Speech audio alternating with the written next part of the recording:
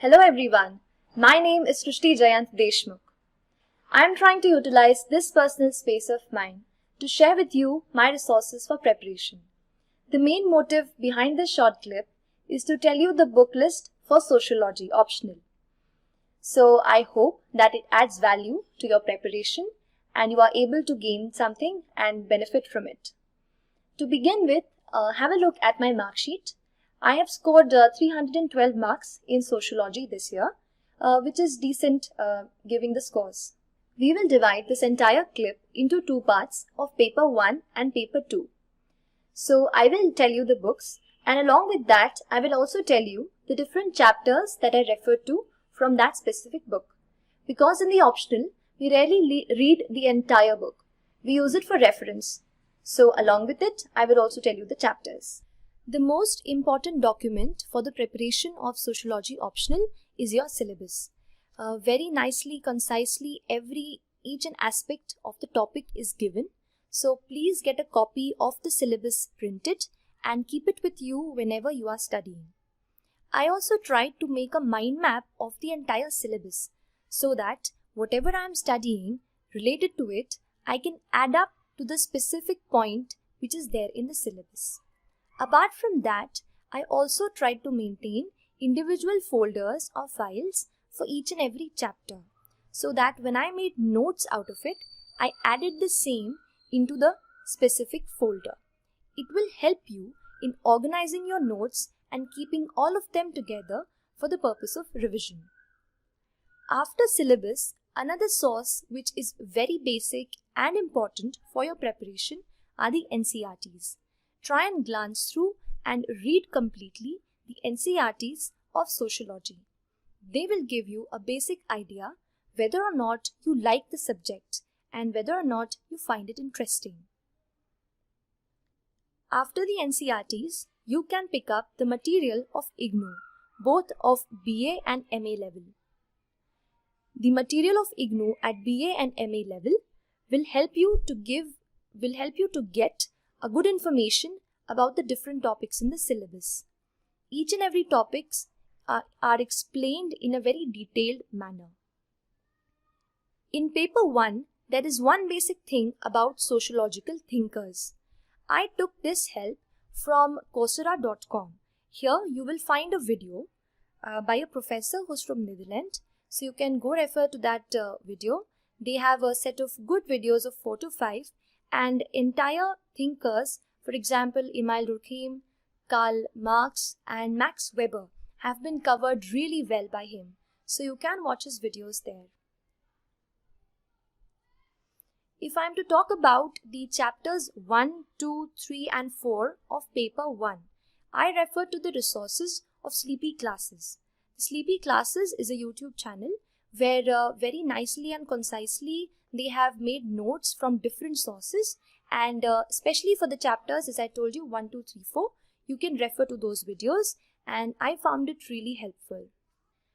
After this basic source that we have seen, if you have to raise the level up of your preparation, the book Hadlumbus and Healed, the small one with orange cover, will help you to cover major part of the syllabus.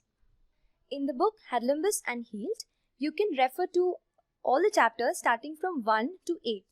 Those chapters will take you through the entire syllabus of paper 1 and cover the topics of family, poverty, education, work and leisure, power and politics, and social stratification, etc.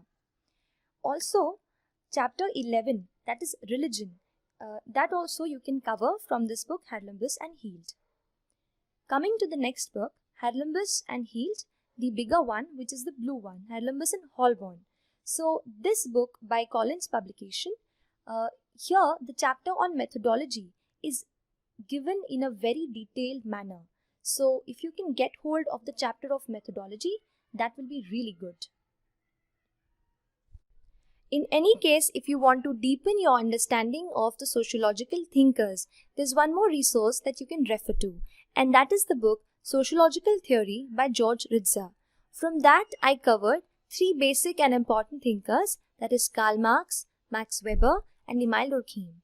Other perspectives of ethno-methodology, etc. are also given there. you can just refer to it and check out what you think is not important and make notes thoroughly out of it. The last thing for paper 1 that I will say is a resource that has everything in one place, and that is the book Essential Sociology by Nitin Sangwan. This book is a new one, and when I found out about this book, I read it, I found that everything was given at one place. So if you have any missing puzzle pieces of your preparation, you can refer to this book and cover those topics. They are given very nicely. At the end, there are also some questions given at the end of each chapter. You can also try and solving those questions while you read and learn. Also, the Oxford Dictionary on Sociology is that one-stop source where if any term you are unable to understand at any moment of your preparation, you can just go through it and try and understand the meaning given in the dictionary. Some of the words or keywords are explained really well, and you can directly write that and use those words in your answers. So here we covered the resources for paper 1. Moving on to paper 2, which is much more dynamic, and let us find out what resources helped me. So firstly, I referred to the book Essential Sociology by Nitin Sangwan. As I said, it has everything at one place. So whatever topics that you feel, read from it, try and learn the definitions, and the examples are also, which are given in this book, are also really good. Another basic book for paper 2, which you can start with, is The Indian Sociological Thought by B.K. Nagla. Here, the different Indian thinkers like Louis Dumont, Andre Bete, M.N. Srinivas have been explained really well. Especially the concept of Yogendra Singh has been beautifully explained with a table. So you can refer to this book and get a clear picture of what the Indian thinkers have comprehended and what views they have given. Apart from this book, there's a book by Nadeem Hasnain.